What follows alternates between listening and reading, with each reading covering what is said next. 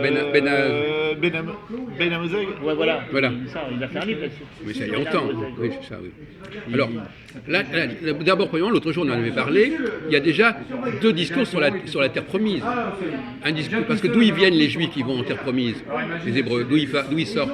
Bah, il sort de la Chaldée, là. Et puis de... Dur. Et puis de...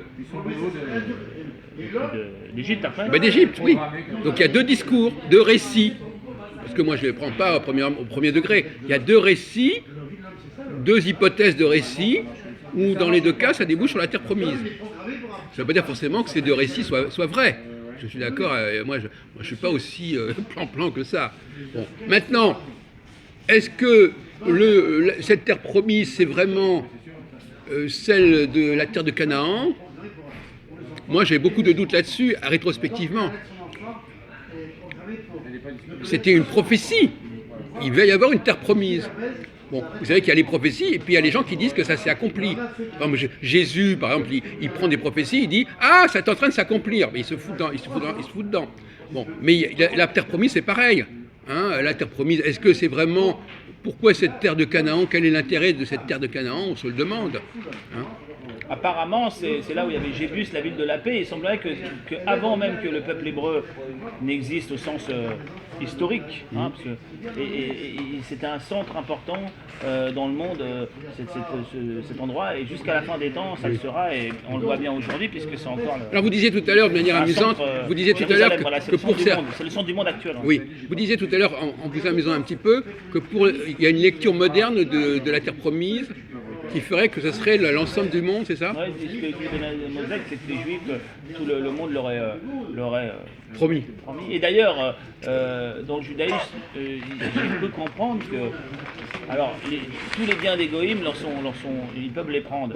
Oui, et alors, par exemple, dans certains endroits, j'ai lu ça dans un livre écrit par un juif, c'est pas par un antisémite. Hein. Il parle, il dit que par exemple dans tel quartier, les juifs ont un tribunal rabbinique, et par exemple si vous, alors lui il est juif, vous aussi, et vous, lui c'est le goïm, et lui il a un café, et vous avez tous les biens vous pouvez vous les attribuer par tout moyen, donc vous pouvez essayer de le voler ou de le tromper. Oui. Et imaginez que vous êtes en train de le tromper. Et on est en train de lui voler ses frites, par exemple. En train de lui voler son bien. Et lui, il vient sur l'affaire parce qu'il est juif aussi. Et vous allez dire, ah non, c'est mon goy. Ah oui. C'est moi, il est à moi. Et vous allez au tribunal, et le tribunal tranche en disant non, ah oui. C'est vous qui êtes le premier sur l'affaire. Ah oui, d'accord. Donc ça va jusque-là, il y a des jugements et tout. C'est comme l'histoire des épaves. Le premier qui trouve l'épave. Voilà, c'est intéressant ça. Oui. Vous ne saviez pas ça aussi? Si, mais enfin bon, je vous dis, pour relancer la dernière. Ma lecture est un peu différente, mais je crois que vous l'avez signalé. Peut-être que, comme je ne sais plus très bien quand vous êtes là, qui vous êtes là, vrai, on ne sait plus très bien si on a parlé avec René Louis, avec l'autre con ou avec vous. Donc, on ne sait plus très bien qui a suivi quoi. Et puis, comme vous ne suivez pas toujours nos émissions. Ça manque de... Donc, on ne sait pas très bien. Mais alors, l'idée, c'est que finalement, il y aurait. Vous savez qu'il y a l'histoire des tribus perdues. Ouais. Donc il y a déjà une division fondamentale. Mais après beaucoup aussi, les tribus perdues, l'Angleterre serait vraiment un centre les Anglais. Vous savez pourquoi? Parce que le mot Brit veut dire alliance. Ouais, donc, Britannia, Brit. Et apparemment, Britannia. Oui, c'est l'alliance. Oui. Et donc, les Écossais, apparemment en Écosse, la Calédonie, ça s'appelait comme ça avant. Oui, exactement. C'est Arimati et Nicodème, ils remontent avec le Graal en Écosse. Oui. C'est pas par hasard. Donc le monde britannique, écossais, gallois, irlandais et anglais, ils auraient quand même... Ils auraient pas mal de choses à voir avec les tribus perdues. Donc ça nous montre bien... Oui, bah dans Indiana Jones là, et la dernière croisade, là, ils en parlent. Oui. Ça montre bien qu'on peut vraiment se demander quelle est la signification de cette tribu, de cette terre promise, et que ce n'est pas une prophétie qui préfigure, pour employer votre langage, un événement bien plus tardif. C'est ça le problème, c'est toujours cette croyance que c'est maintenant que la prophétie se réalise, ou qu'elle s'est déjà réalisée. Alors, donc là, vous pensez à quoi alors? Je pense à quoi? Premièrement, je pense qu'il y a déjà une division entre le monde Alors moi, je m'intéresse beaucoup à l'Empire de Charlemagne. C'est qu'on en a parlé récemment, puisque notre président public a reçu le prix Charlemagne avec la chapelle. Au courant de ça. Il a reçu quoi? Le prix Charlemagne. Ah, le prix Charlemagne. Le prix Charlemagne. Oui, oui, avec la chapelle. Dans l'Empire de Charlemagne, il rassemblait la France et la Germanie. Ah, Macron a reçu, j'ai pas suivi, il a reçu le prix Charlemagne avec sa chapelle. Oui, Ah, c'est intéressant. tous ça. les ans, il y a quelqu'un qui reçoit le prix. Et là, c'est Macron qui l'a eu. Oui, Et d'habitude, c'est pas toujours un chef d'État. et il a fait même un discours. Ah, c'est intéressant, ça. Il a fait un discours avec sa Ça, c'est chapelle. très symbolique. J'avais zappé ça. Je vais réfléchir à ça. Ouais. Bon, bah, tant mieux, mais c'est pas vraiment le bon. Alors, il y a le judaïsme franco-allemand, et puis il y a des judaïsmes périphériques. Alors, les deux judaïsmes périphériques, c'est quoi par rapport à l'Empire de Charlemagne? Le portugais et puis celui C'est-à-dire à l'époque, des papes là. Non, périphérique. Vous savez ce que ça veut dire, Oui, périphérique? à côté. Autour. Bon, alors, qu'est-ce qu'elle est la périphérie par rapport à l'Allemagne? La France, ça va. Non, périphérie est. Est. Ah, bah, non, mais, non, la France, elle n'est pas périphérique, Pologne, puisqu'elle est, la Pologne, la puisqu'elle est à l'intérieur. Oui, la Pologne, oui, Non, c'est mais vrai. un La peu Pologne, sérieux, oui, la Pologne, la Russie, etc. Voilà. Voilà. Ça, c'est des périphériques. Et l'autre périphérie, c'est où? Plutôt vers le sud. Voilà. L'Afrique du Nord, par exemple. Ouais, voilà. Donc vous avez trois pôles du judaïsme. Le judaïsme franco-allemand, le judaïsme russo-polonais et le judaïsme maghrébin. Alors, ce qui est intéressant, c'est que, alors, à votre avis, Ashkénaz et Séfarad, ça regroupe quelle population juive? Franco-allemand et russe. C'est pas pareil, justement, on vient de vous dire le contraire. Oui, enfin du côté Ashkenaz, c'est ceux de l'Est, hein, ça veut dire ça en hébreu, ceux de l'Est. Non, non, ça veut dire Allemagne. Ouais. Ashkénaz. Ah bon, j'ai compris. Ah non, ça veut dire l'Allemagne. L'Allemagne, ouais, c'est ceux qui sont en Allemagne. Voilà. Donc les vrais Ashkénazes sont les juifs allemands, Et alsaciens. alsaciens. Bon. Et les autres, ils se prétendent comme Ashkénazes, parce qu'ils voudraient entrer, on prend le problème de l'immigration, ils voudraient entrer dans le champ carolingien. De même que de toute façon, les juifs séfarades, c'est quoi les juifs séfarades? Ah, c'est l'Afrique du Nord. Non, pas du tout. Espagne, Voilà, séfarades, c'est l'Espagne. Et Donc oui. l'Afrique du Nord, ce sont les juifs d'Afrique du Nord qui essayent De rentrer dans le système. Voyez-vous. Donc finalement, vous avez deux catégories de judaïsme qui essaient d'entrer dans le système judéo-allemand. D'accord. Voilà.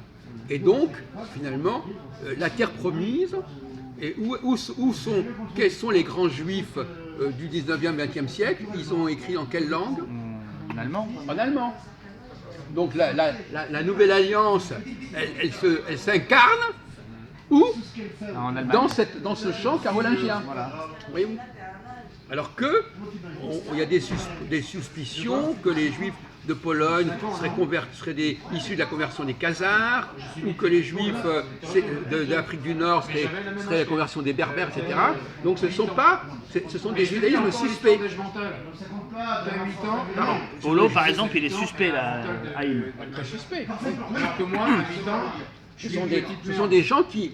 Alors là, on retombe dans le problème des tribus perdues. Lorsque, à la mort de Salomon, il y a eu deux royaumes, le royaume du Sud, il s'est reconstitué grâce à Cyrus, qui a ramené les Juifs de Babylone, et les autres, ce sont des tribus perdues qui se sont perdues. Voilà. Donc finalement, il y a déjà encore cette dualité. Donc, pour répondre à la question que je posais, il est probable que la terre promise qui est annoncée C'est aux l'Allemagne. Juifs, c'est la Rhénanie. C'est-à-dire que c'est l'axe rhénan. C'est la terre de la Shoah. C'est la terre de la... Extraordinaire. Non, parce que justement la terre de la Shoah, c'est la Pologne. Là aussi, il faut faire attention. Ouais. Non, justement, les principales victimes de la Shoah, ce ne sont pas les Allemands ni les Rhénans. Mais les Polonais veulent bien marquer que ce sont des camps d'extermination allemands et non pas polonais. Peu D'ailleurs, il y a- peu importe, mais c'est essentiellement le judaïsme polonais et ukrainien qui a été le cœur de l'extermination des Juifs, et non pas les Juifs allemands et français. Donc, quelque part, de ce point de vue-là, la Shoah a contribué à éliminer des Juifs qui n'étaient pas totalement juifs quelque part. Alors c'est maintenant, une sorte d'épuration on pourrait se poser la question. sacrée, on va dire. Et alors, D'ailleurs, ça veut dire holocauste d'une certaine manière, c'est Shoah. C'est holocauste, ça veut dire en hébreu offrande. Non, c'est pour ça que C'est intéressant. il faut pas. Peut-être que c'est une certaine offrande pour obtenir quelque chose de plus. Et chacun a le droit de ses Mais commentaires. certains interprètent ça comme ça. Bon, alors on en avait parlé, quelle était la raison d'être du sionisme au départ, à votre avis? Pourquoi Herzl a voulu créer cette terre d'Israël, enfin recréer cette terre d'Israël? Pour appliquer aux Juifs le principe de nationalité, Non, entre autres. non, on en avait déjà parlé. Oui. On a Pour déjà éviter parlé. les autres de rentrer. Voilà. Non mais, voyez-vous, ça revient quand même, voyez-vous. Pour éviter les trains de savate de l'Est de rentrer. Et d'ailleurs, Avec des puces et des poux, c'est ça? il disait que Israël, le sionisme serait alimenté par le réservoir russo-roumain. Voilà. Donc, Il voulait, pour les éviter de rentrer, il voulait les voilà. envoyer Et voir ailleurs c'est s'il était pour là. ça d'ailleurs qu'il a été applaudi par les antisémites. Il a été les sionistes. Il ne faut pas croire que le sionisme est antagoniste avec l'antisémitisme. Ah ben Bernard Lazare, l'antisémitisme, son origine et ses causes, là, son histoire et ses causes, c'est le père à la fois de l'antisémitisme et du sionisme. En fait, il est vraiment à la croisée des chemins. Oui. 1894. D'ailleurs, c'est pour ça que le mot antisioniste est très ambigu. Parce que, par exemple, on peut dire, par exemple, un juif qui dit qu'il ne faut pas envoyer les juifs en Israël, il est antisioniste. Et un juif qui pense qu'il faut se débarrasser de certains juifs pour les envoyer en Israël parce qu'ils sont gênants. Parce qu'effectivement, d'une certaine manière, le judaïsme rénan, dont je suis l'incarnation d'ailleurs, il a été perturbé dans son image, dans sa réalité historique, par l'arrivée à la fois des juifs de Pologne et des juifs d'Afrique du Nord, qui ont été deux plaies pour le judaïsme rénan. Et donc effectivement, alors c'est pour ça que Herzl voulait que ces juifs-là soient canalisés vers Israël. Ce qui fait que ça crée deux pôles. Il y a deux pôles, finalement, le judaïsme se focalise autour de deux pôles. Le pôle occidental, rénan, etc. Et puis le pôle israélien. Et on peut se poser la question de savoir si Israël n'est pas menacé dans son existence dans la même logique que la Shoah. Puisqu'il recueille justement ces juifs qui sont extérieurs au pôle rénan. Essentiellement. Parce qu'on sait très bien que les juifs français, parce qu'on dit les juifs français, mais c'est une façon de parler, quand on dit juifs français, dans trois quarts des cas, c'est des juifs d'immigration polonaise ou nord-africaine. Donc on mélange tout. C'est toujours la même façon de tout mélanger. Comme beaucoup de séparats, donc. Oui, et ce sont ceux-là qui vont en Israël. Ce ne sont pas les juifs. Mais apparemment aussi, là, si Poutine, d'ailleurs, a négocié un peu avec le président israélien, avec le Premier ministre, là,